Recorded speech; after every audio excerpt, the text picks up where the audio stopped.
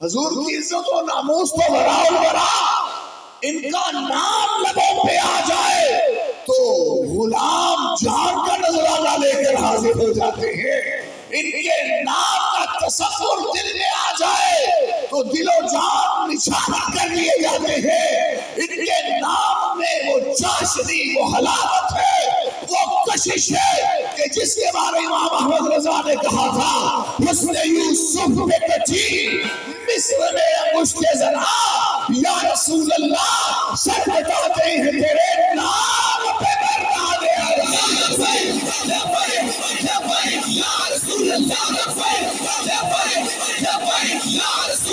سعادت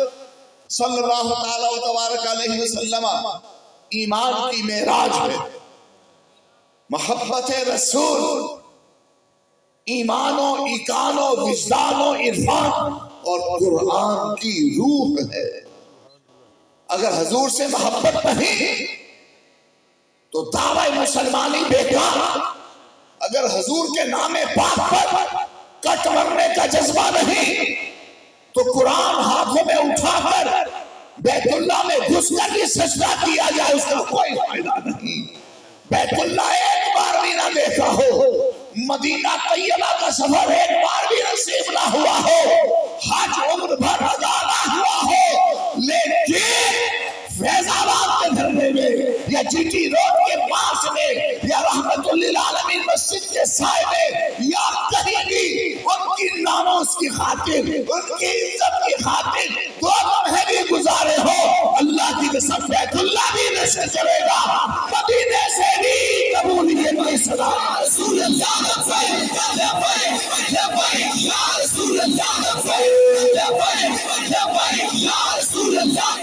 اور یہ محبت رسول کی حرارت تھی، یہ عشق نبی کی غیرت تھی کہ بدر کے میدان میں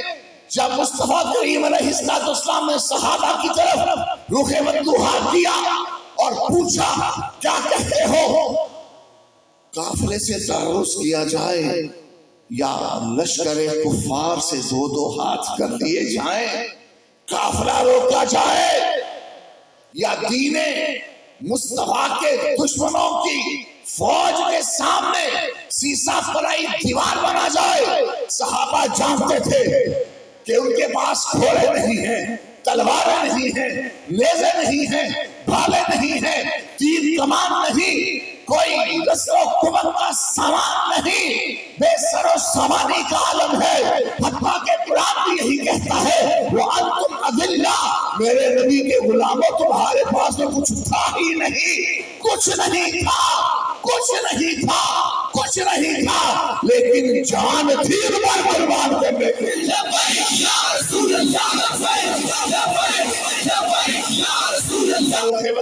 دیکھ کر حضور کا رخ و شمس دیکھ کر وہ آسمان نبوت، آسمان رسالت کا چودھویں کا چاند جو بدر میں چمک رہا تھا، وہ چہرہ دیکھ کر، وہ جلوہ دیکھ کر، بے سر و سامانی کے عالم کے باوجود، نہتہ ہونے کے باوجود صحابہ کرام جھوم اٹھے۔ پہلے صدیق اکبر نے کھڑے ہو کر تقریر کی، حضور کا دل مبارک خوش کر دیا، پھر فاروق اعظم نے خطاب کیا، حضور کا جلوہ دلوں میں بسا دیا۔ اب حضور نے رخ رحمت کیا انصار کی طرف، مدنی صحابہ کی طرف، کہ یہ تو مہاجرین قریش ہے، یہ تو مکے سے قربانیاں دیتے آیا، صدیق اکبر تو روز اول سے قربانیاں دیتے آیا، فاروق اعظم عثمان غنی مولا علی عبد الرحمن یہ تو شروع کے جانثار ہیں۔ رخ رحمت مدینے والوں کی طرف پھیرنے کا مطلب کیا تھا؟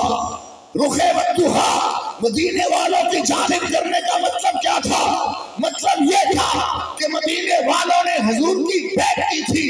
مکے میں